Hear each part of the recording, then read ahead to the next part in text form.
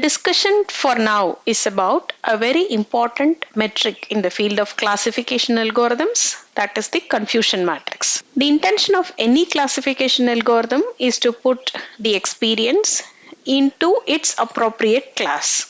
So the number of class and the type depends on the problem domain which we normally use or the data set which we take into consideration. It may be 2, in which case we call it as binary classifier. It may be more than that, in which case we call it as multi-class classifier. Just have a look at this diagram. This is a set of box files which you may assume that we have kept on the shelf of a office, where the clerk's duty is to identify the characteristic of an incoming letter. Okay, so it may be many, the content, the size, and whatever it is, right? Depending on the characteristic that the clerk has identified, he may feed it either into this or to this or to this. Okay, it purely depends on what kind of characteristic the letter is possessing. Okay, so what do we normally require? We want the clerk's activity to be more perfect, right? So meaning that always we want the proper letters to be fed into proper boxes. So what we finally require is a proper classification of your experience.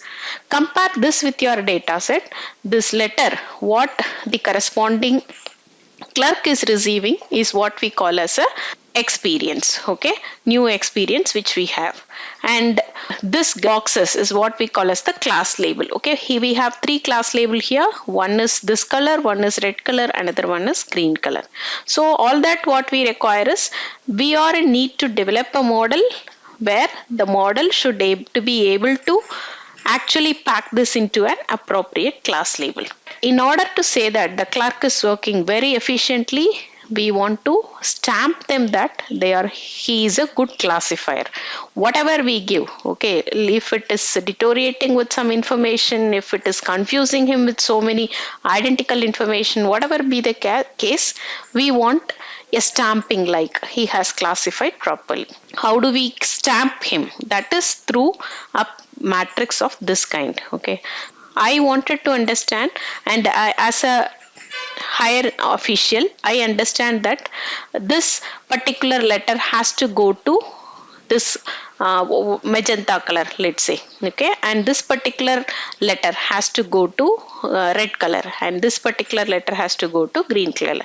This is the actual content. Since I am a higher official to the clerk, I know. Okay, so this is the actual scenario. And on the other case, the clerk would have placed the letter onto the magenta file.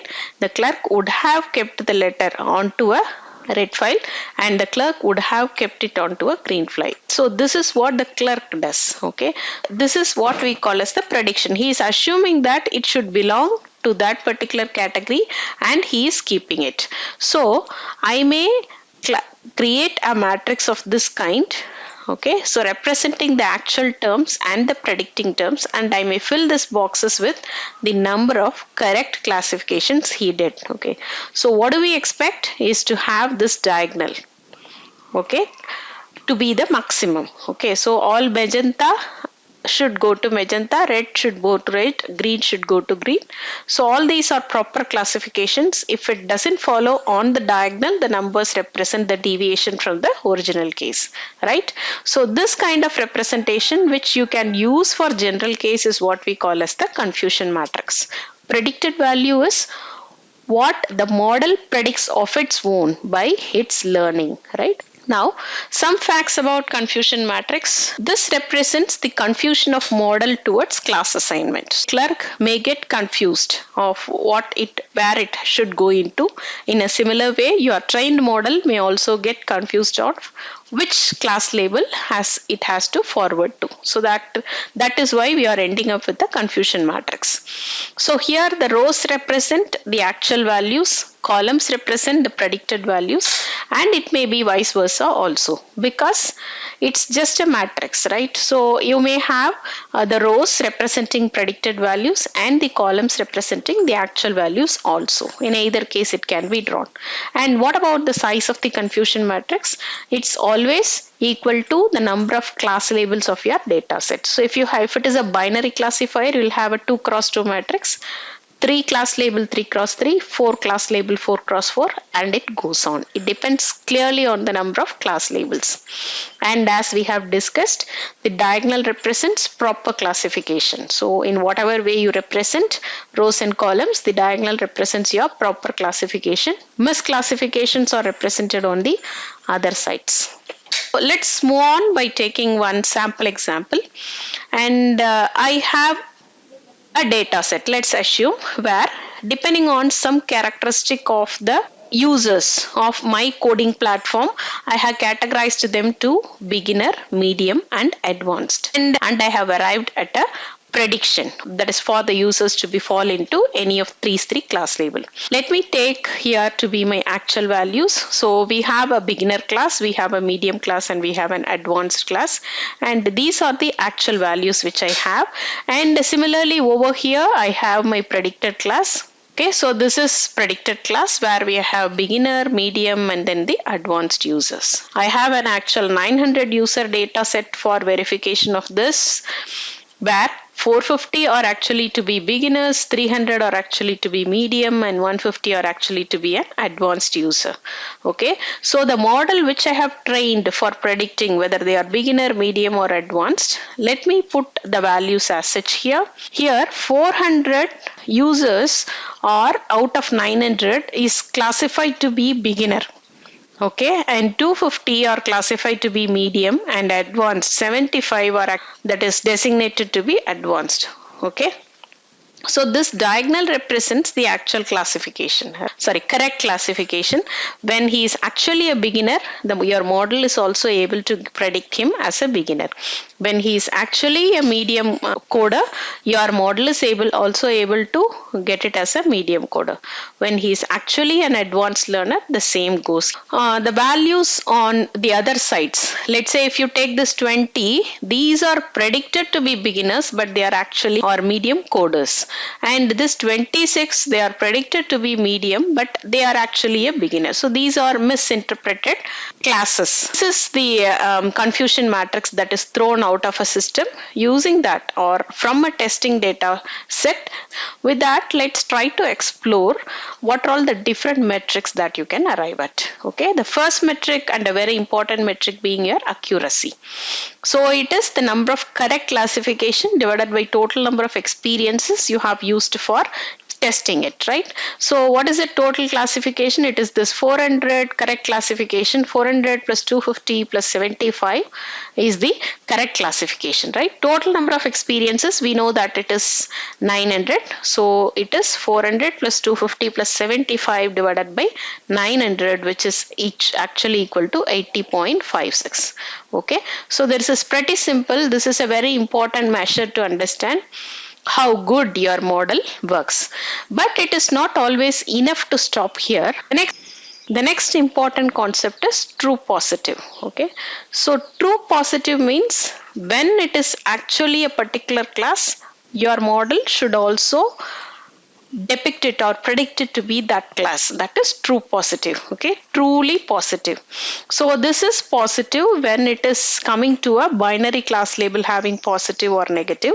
But since it is a multi-class classifier here, it goes accordingly. You can have true beginner, true medium, and true advanced. Okay, and you can see here how many true beginners are there, which means both your actual class and your predicted class should go hand in hand. When I predict something to be beginner, it should be an actual beginner. So which is 400. When it is true medium, it is 250, and when it is true advanced, it is 75, which falls on the diagonal. And now the next metric we are going to discuss is false positive. We have seen what is true positive. Now coming to false positive, right? Meaning you have an actual class here, you have a predicted class here. So the model has predicted something to be beginner, right? So how many it has predicted to be beginner? It is 400 plus 20, it is 420. Out of this, how many is not beginners? That is false positive. Okay, so how many is not a beginner here? It is 20. So by definition, it is the number of predictions where the model incorrectly predicts the negative class as positive. So negative is the other class. Okay, so if you take beginner class, when it is actually the other classes like medium and advanced, why is it, how many it is predicting to be beginner? That's what it means. You look into the row of the predicted class. When I take predictions to be on the row side, take each and every row, identify the other values other than your diagonal entry, that is what is false positive beginner. Similarly, what is false positive medium?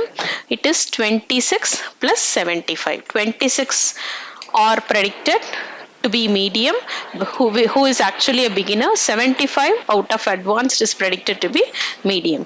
So that is false positive for medium class. Then false positive for advanced class is 24 plus 30. Okay, so you have to leave out the diagonal, take out that. So that is false positive. So the next case, okay, so we know what is false positive. We know what is true positive. We know what is false positive.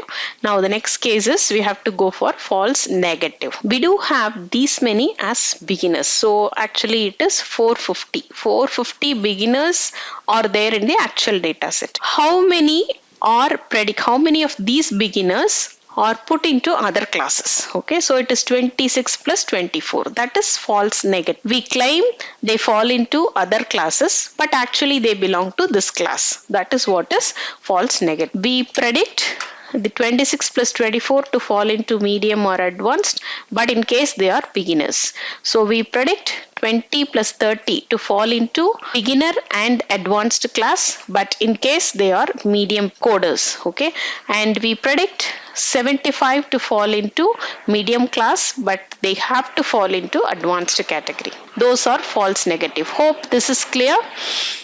False positive is you have to check on the row belonging to a predicted value. Among the predicted, how many went wrong? Okay, in the false negative, among the actual, how many went wrong? That is false negative. Then coming to misclassification rate, it's how many are not classified properly divided by your total experience becomes your misclassification rate. Okay, it is actually 1 minus accuracy. You would have remembered that it was 80.56 around as accuracy. Now 1 minus accuracy, which is 19.44, will be there as the misclassification rate. Then comes the more important 3 different parameters which normally we use to understand the efficiency of your model. Precision is going to tell you among the predictions that you have made for a particular class label, how many is actually correct. So the system has predicted the 420 people to be in the beginner stage. How many are actually beginners? It is 400. The ratio between this is what we call as the precision. So by definition, it is the fraction of predictions classified as positive class were actually positive. How many people who are identified as beginner are actually beginner. So by rule, it is, or formula, it is true positive divided by true positive plus false positive. True positive means when I take a beginner class, the true positive will be 400. So divided by the true positive, which is 400, plus false positive means we have predicted them to be beginner, but they are not actually. Okay, so that is 20. That is what we call it as the precision. Okay, then comes recall. So precision, recall, and specificity are the important metrics which you can collect from the confusion matrix. So this recall is the fraction of a particular class that is correctly classified. Okay, so when you take a beginner class, how many of the beginner class is correctly classified? When the precision goes on the row side, you concentrate on the actual class label.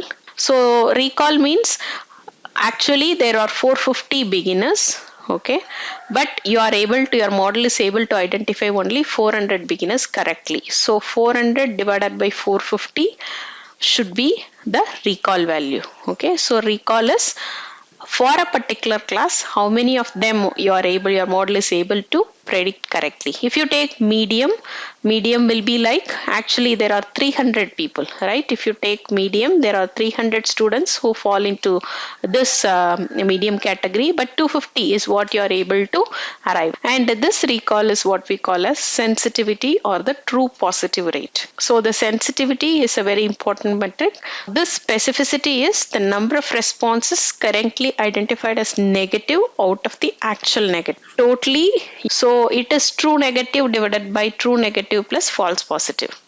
So for a class beginner, if you take a particular class, when it is multi-class label, the other classes will become the negative class for this. Okay. So when I take beginner class, the medium class and the advanced class becomes the negative class for here. What is true negative now? It is 250 plus 75 of this particular class. And what is false positive over here? 20 of the medium people are identified to be beginners. Okay, so 20 of the medium are identified to be beginners. That's what we have to consider as false positive. Okay, already we have computed this in our previous slides. You can take care of it. Since we have 0 here, we have neglected. If you have some values over here, that also should be added. So this is in response to other class label. Okay, so when it is negative, it means you have to consider other class labels as well. So the difference between this recall and specificity you can look at here. You have to take in the other true negative, which is 250 plus 75, and the wrong predictions. Okay, that is what is specificity. And this specificity is what we call as true negative rate. Okay, so how many your model is able to say that it doesn't fall into this category is what is true negative rate. And by using this recall and precision, we arrive at harmonic score. Okay, why? Because individual metrics may not always suffice. Okay, so if you ask me what is, whether it is precision or recall, I may end up with a disturbance or a deviation in my mind. So that's where a harmonic mean is being arrived at by the researchers, which is 2 multiplied by precision into recall divided by precision plus recalls. By mistake, I have done a spelling mistake over here. It is ION. So now, when we want this F1 score to reach to 1, so what should be the value over here? So since it is multiplied by 2, we want precision and recall value by 2. Okay, so that is possible when you have precision and recall to be 1. Okay, when both are 1, you will arrive at an F1 score of 1, which means the model is 100% accurate. In real case, it may not be, but a near value is obviously expected out of your perfect model. Now, one important concept to discuss here is about this issue: specificity and sensitivity. This sensitivity is what we call as true positive rate, and this specificity is what we call as true negative rate. Let us take the healthcare industry. It's obvious that in healthcare industry, the true positive rate refers to how many number of patients can actually be identified correctly. Okay, so if they are having a disease, we should be able to identify them to be positive. On the other side, specificity means if a patient doesn't have a disease. Okay, so if a patient doesn't have a disease, they should be excluded. That is true negative. Okay, so if he doesn't belong to a class, he should be told that he is not belonging to a class. Let's say in COVID positive case. Okay, so when actually a person is having COVID or infected with this virus, so the percentage in which the system is able to identify him with positive is what we call as sensitivity. And if a patient doesn't have COVID, and if a model is able to predict that he doesn't have COVID, is what we call as specificity. Okay, so which is most preferred here? Okay, so when a person is having positive, it's okay that it should be behaved as a positive. So if the if it is misclassifying to be negative, the effect will be much more, okay, and it is not tolerable. But in case of specificity, suppose if a patient is not having COVID and if your model by mistake has predicted as positive, yes, he's obviously it is wrong, but it won't, nothing won't happen to a core, right? Will be quarantined for 14 days, that's it. So in which case the sensitivity has to be considered much more important than your specificity. This is case by case, right? You take a loan system, okay, a bank loan prediction system, where you're depending on the details, your system has to predict whether he can be assigned a loan or given a loan or not, okay. So what will happen here? So here, if let's take, if a person has the eligibility to get the loan, okay, so if your model is able to predict, that is what we call as true positive. If a particular candidate should not be issued with a loan, if your model is able to predict that he should not be given, that is specificity in this case. You understand on the reverse case, okay, so what if your sensitivity will go down? So even if a person is eligible to get a loan, it may not be given by because the model is not able to predict properly. But on the other side, if the specificity goes down, if a person is not eligible to get a loan, your system will approve it, okay. So which is most adverse in this case is having lower specificity, okay. So depending on, so here in loan detection system we want to have a better specificity when compared to your sensitivity. So it depends according to the domain of usage, okay. So it depends on the domain of usage. Hope you enjoyed this video. Thank you.